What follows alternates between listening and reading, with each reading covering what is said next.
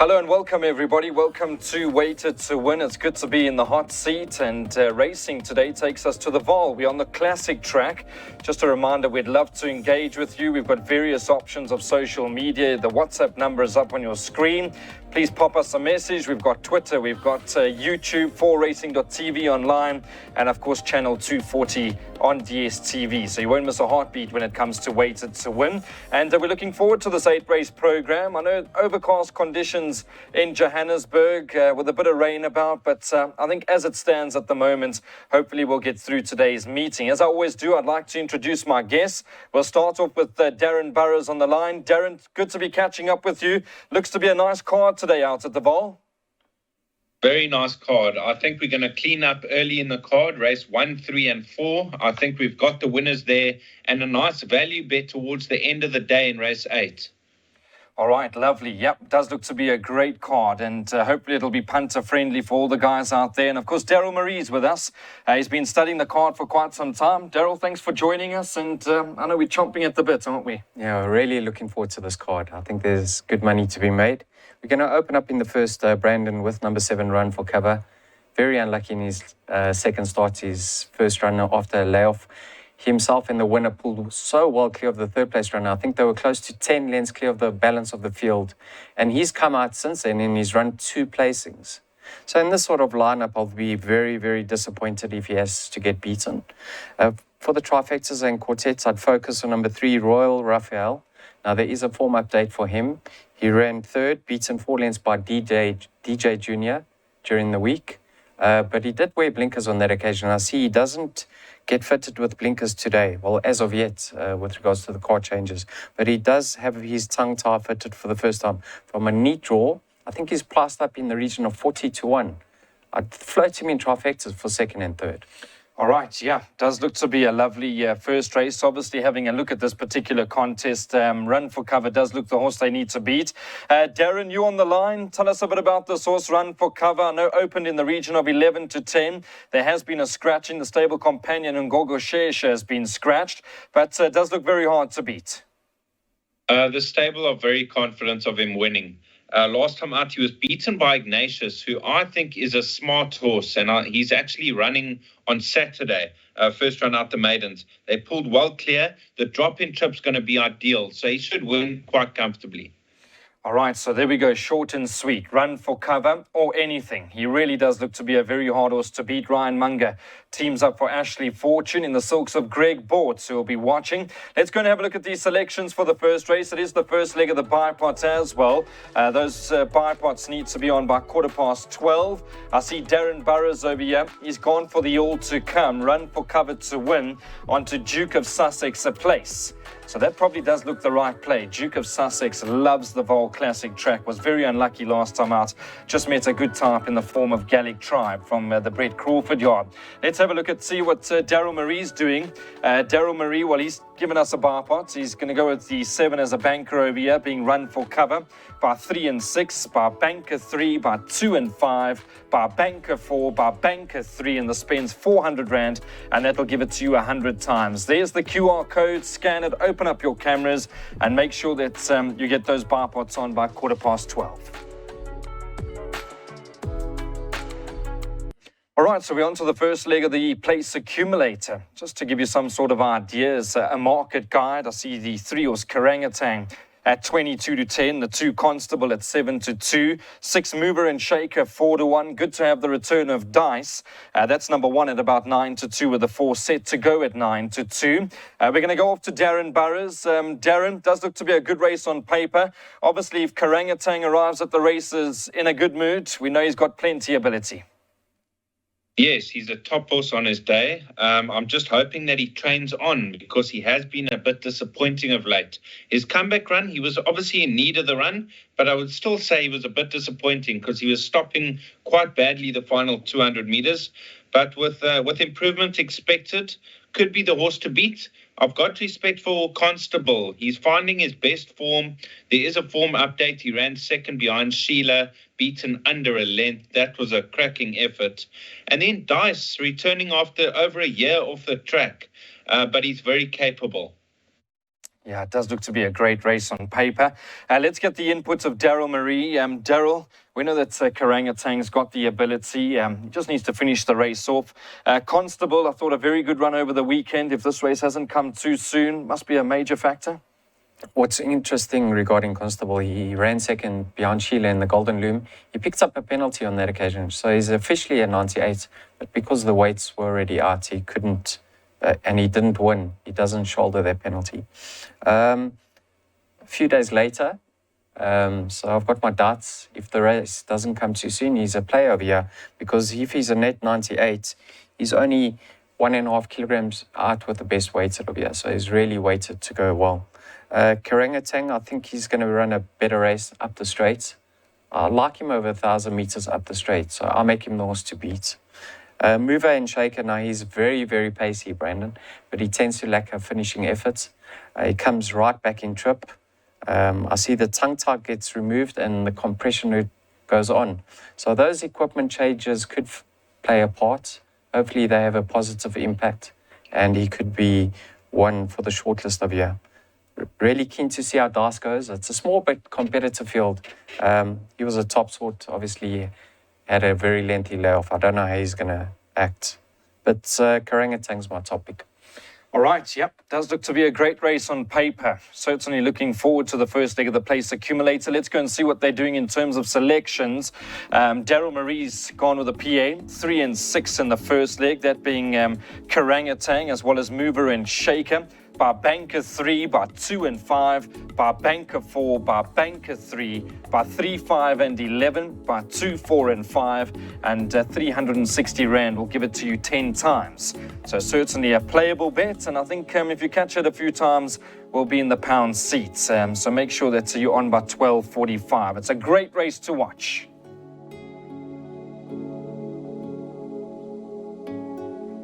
It's pick 6 time. Certainly looking forward to this. On paper, it looks to be a 2-horse race, but we'll get the input of the professionals. I just want to give you some sort of a guide quickly. Number 2, San Quintin, 18-10 in the market. 3, Eye of the Prophet, 11-2. Silly Fella, an honest fella, is number 5, Silly Fella, 13-2. And you can get 7s and better bar those. All right, so we'll start with Darren Burrows. Darren, this horse, number 2, San Quintin, a horse that's got ability, a very good second last time out. Yes, he has got ability. When he won his maiden, he won it in really good style. And last time out, Secret Giver, him and Secret Giver actually pulled clear of the field going through the 200. And he was staying on nicely. That was his first run after a break. He's going to strip a fit horse. I've chosen to banker San Quintin in my pick 6. Yeah, it does look to be the right horse. Me and Daryl Marie, we've been debating this race off air for quite some time. You like a bit of Eye of the Prophet, who I thought landed the gamble last time out, and it was a good ride by Rachel. And he broke through the pens. Correct. Prior to the race. So when that happens and the horse comes back, I've got healthy respect for it. But Brandon, not only that, he's unexposed over this trip. I think he's damn one over 1950. There is a slight reservation that it's a mile in soft conditions. If it was a fast run mile, I'd be more confident. But just go back in his form line, right? We've got Union Square. Union Square's 100, rated 100. We've got Shoemakers, rated 96. We've got Cousin Casey's a 113. He wasn't disgraced in any of those races, and he's off a 79. I think he could be ahead of the handicapper. So he's my slight preference over San Quintin, who's a likely race 4-year-old. Form line hasn't really stood up in his latest start. There have been 4 runners. All 4 have run unplaced in the next start, but I don't believe we've seen the best of him yet. So I back in my pick 6, I've opted to go both of them. But my first preference, and also I think at 11-2, Eye of the Prophet is more value. All right. Yep. Does look to be a 2-horse race on paper. Let's jump into selections. It is the first leg of the pick 6, and hopefully we'll get up to about 800,000 Rand in this pool. We'll start with Daryl Marie. 2 and 3 in the first leg, by 2 and 5, by Banker 4, by 1, 3 and 7, by 3, 5 and 11, by 2, 4 and 5 at the back, and the spend is 324 Rand. That'll give it to you 3 times. Let's go and see what Darren Burrows has done. Darren Burrows Burrows is also tipped a pick 6, so my only advice would be put the 2 pick 6s together, add, subtract, and maybe take your own over there. Just having a look at the spend, 2,520 Rand will give it to you a full unit. Banker 2 in the first leg, that being San Quintin, by 2 and 4, by 2, 3, 4, 5, 6, 8 and 9, by 1, 3, 4, 5, 8 and 10, by 1, 2, 3, 4, 6 and 11, by 2, 4, 5, 6 and 7.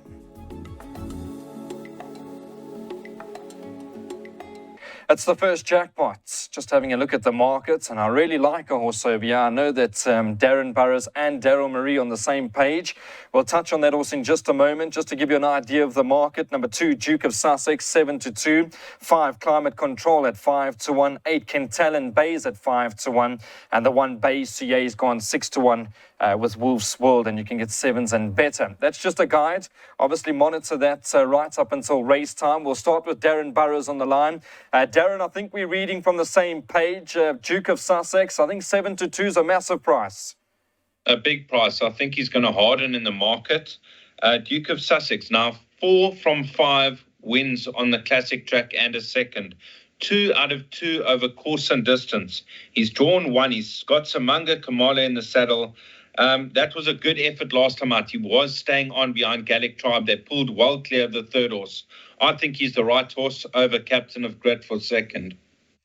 Yeah, I do like a bit of this horse, Duke of Sussex, and I know Daryl Marie's also on the same page with this horse. Met a nice type last time on the Halfveld, being Gallic Tribe, who were looking forward to running on Tuesday, but obviously that didn't happen. Does look the right sort of race. Yeah, it would have been great if he franked that form, but nonetheless, the form line has certainly held up with Golden Aspen, Wolf's World, and Bloomington winning from that form line, and they were quite some distance back, Brandon. Darren's touched on everything else. Well drawn, loves that track. And I even like the fact that this thing is out the ground for him, because I've seen him move to the starts in the past. And I think he'll enjoy the favourable conditions for him. Climate Control, I make the only danger. Now, I thought that was a fair comeback. He challenged a long way out. I don't know if you recall that race with Good Counsel. He only tied very late on that occasion. Then last time out, he was in a graduation plate where he wasn't well in at the weights.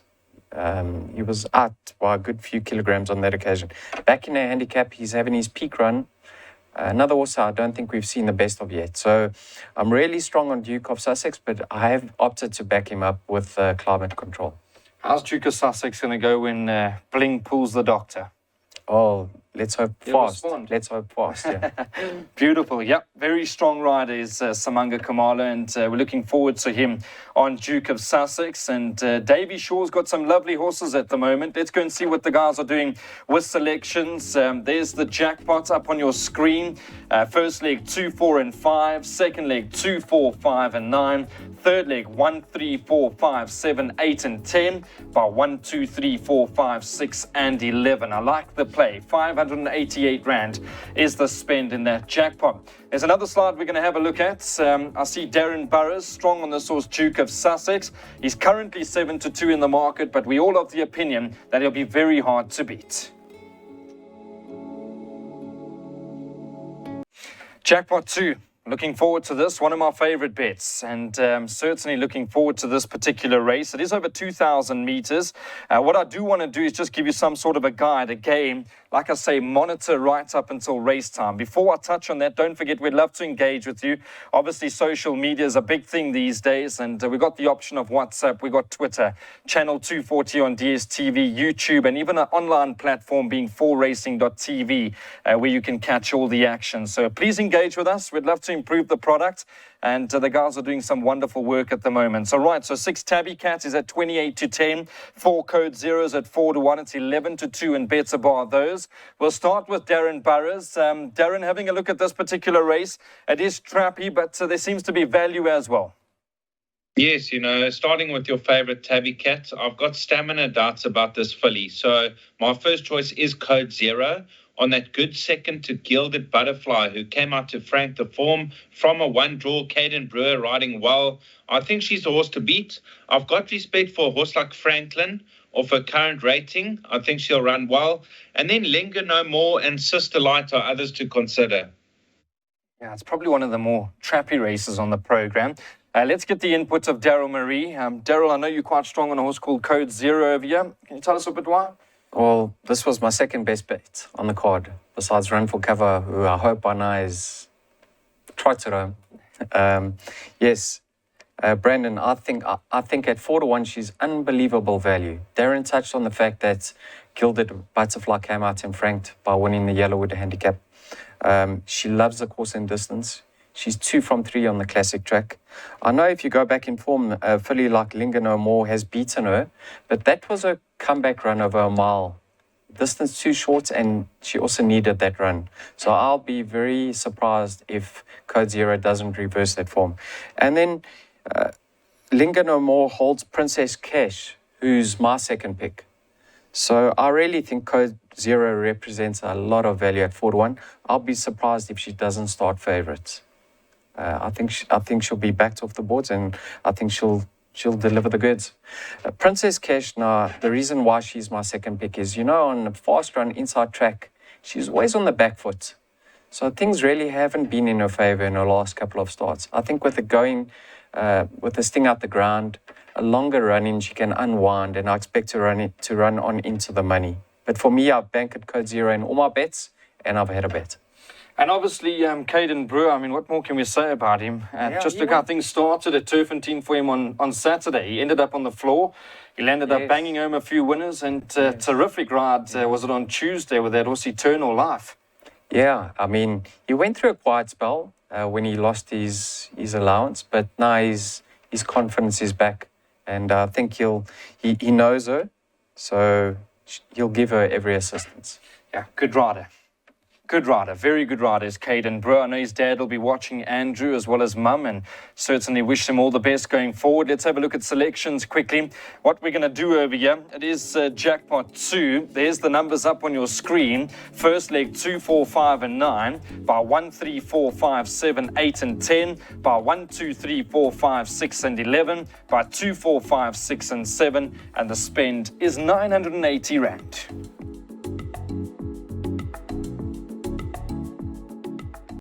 We move along to race number 6. Give you an idea of the market quickly. We got 2 horses at the top of the markets over here. 4-1 the pair. Number 1 Last Chair and 3 Cape Bouquet. 4 Stunning Kitten at 7-1. It's 8-1 and better bar those. We'll move along swiftly to Darren Burrows on the line. Darren, does look to be a good race. Obviously, both horses ran top races last time out. Last Chair and Cape Bouquet. This is a really tough race. This horse Pretty in Pearls comes into the race with a big chance. Caden Brewer gets a ride. That 4th behind Pascal Samore. She was only half a length behind Last Cheer. And then Last Cheer did improve with the blinkers removed last time out behind Bally Magic. Cape Bouquet's right on top of her on that form line. It's a trappy race. I would go as wide as possible. It does look to be one of those, if the top 2 don't deliver, the big F field in all the exotics. By this time, fortunately, there's no real exotics to look forward to other than your normal win place swinger exacta trifectas. But having a look at this particular race, I think we're both big on Cape Bouquet. Yes, and that's what I've suggested to the viewers. You'll see my slide come up shortly. I love the look of Cape Bouquet now. Last time out, there was very little separating herself and Last Year, but that was on the inside track. This filly, a Vaal Classic, she's at her best. Coupled with the fact that she's now cracking a draw, I think she'll be a little bit closer to the pace.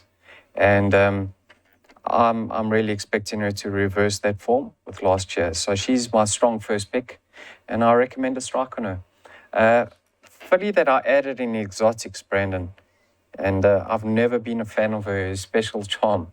I've always thought that she brings weak form lines into contention, but have a look at her form since she's been fitted with blinkers.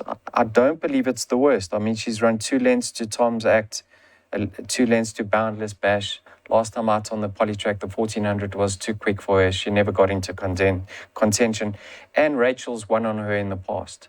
So I wouldn't be surprised to see her run into the money, but I'm strong on number 3, Cape Bouquet. Yeah, I think Cape OK now back at the Vaal. I think you'll see a different sort of horse over here. Nice unwinding type, and once she gets going, got a devastating turn of foot. Let's go and see what we're doing with selections over here. It is race number 6. There we go. Daryl Marie goes Cape OK. Currently at about 9-2 now. I know earlier on I read 4-1, but gone 9-2 in the market, and that's the suggested play. All right, so let's have a look at the next race. This takes us along to the penultimate. This will be race number 7. And I see we've got a short-priced favourite over here. Number 3, Queen of Smoke in the Hollywood Silks. Randall Simons gets the ride for Stewie Pettigrew. Won a good race last time out at about 16-10 in the market.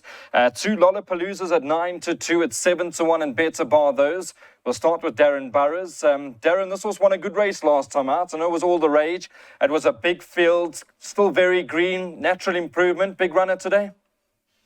Yes, got a big chance, Won a good race last time out. Was expected to win. She got up late to be tried and true. She's open to a lot of improvement. She's lightly raced. Red Carpet Girl is an interesting runner. I just went back 4 runs when she ran 4th behind What a Honey.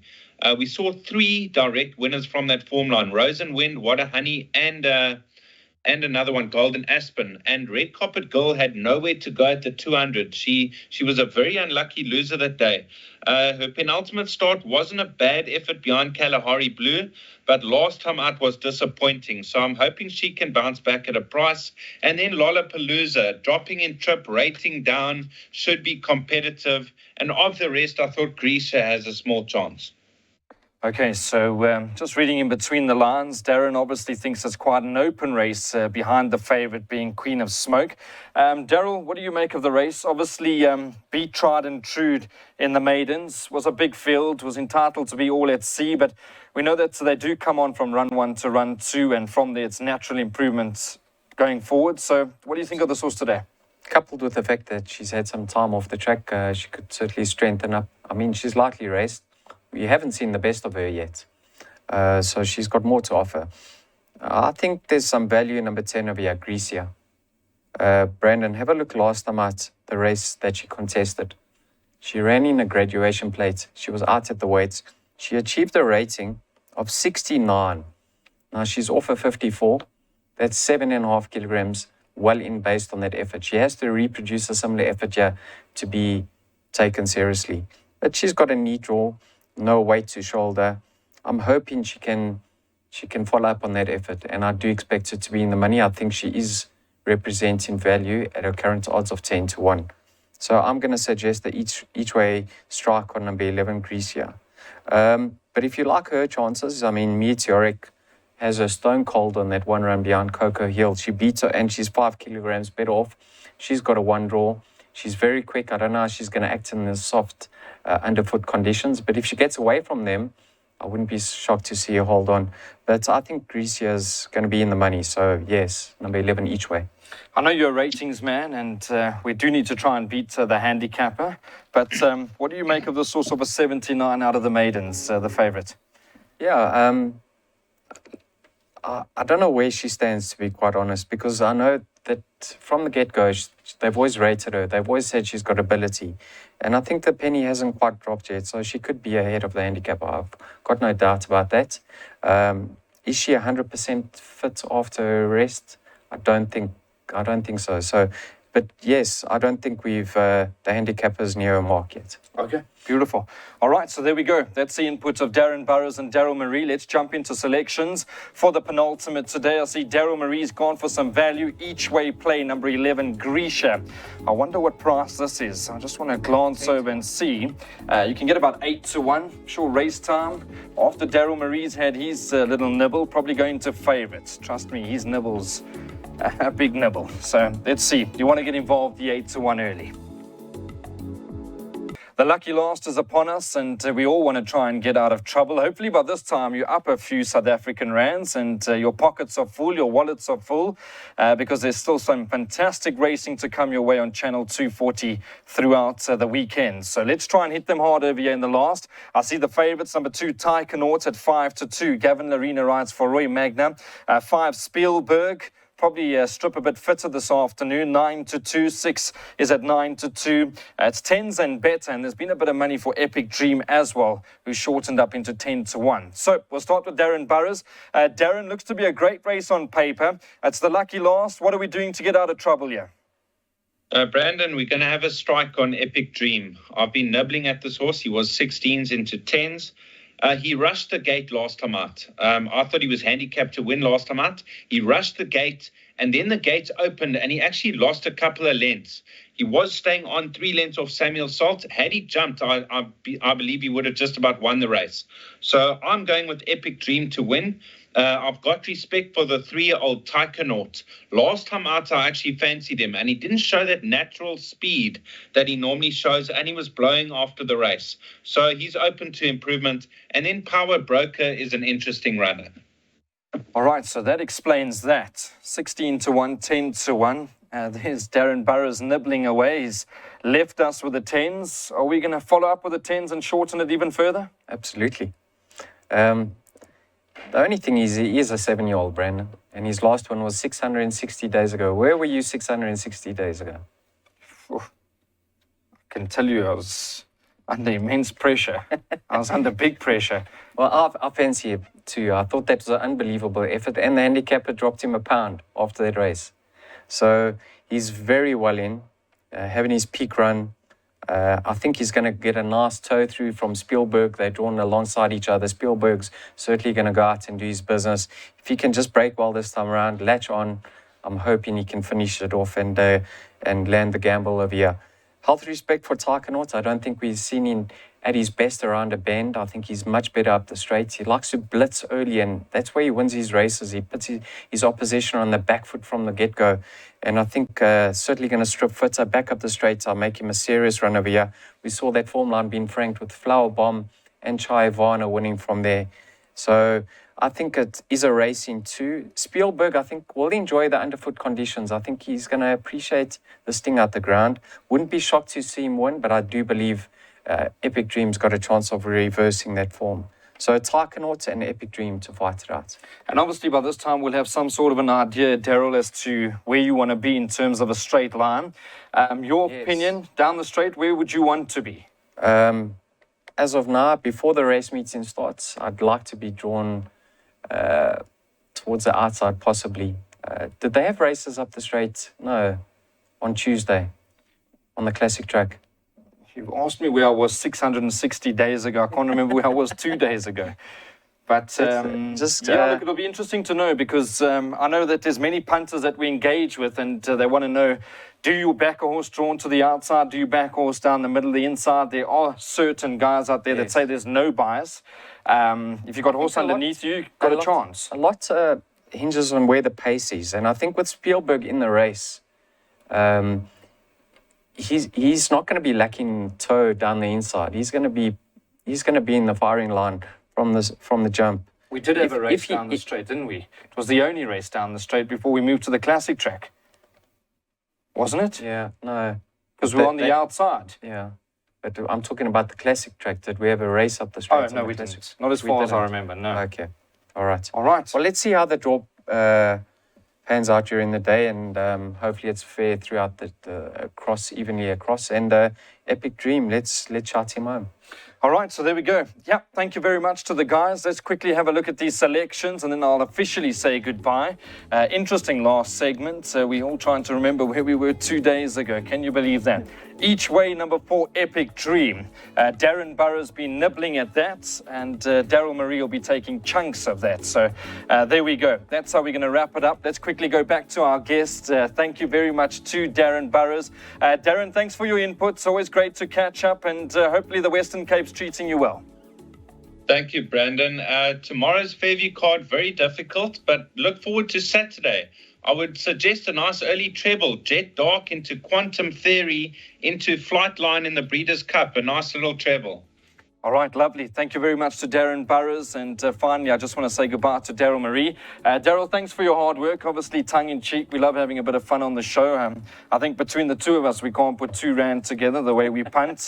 But we have a good time, and that's what it's all about. We love the game. Absolutely. And we'll be back for more tomorrow and over the weekend. And I'm sure the viewers have had enough of us by now. Thank you very much. All right, so there we go. That's how we wrap up the show. Thanks to the whole team behind the scenes. Thanks to you as the punter. Without you, the lifeblood of racing, the game would be nowhere. We'll chat again soon. Hit them hard. Bye-bye.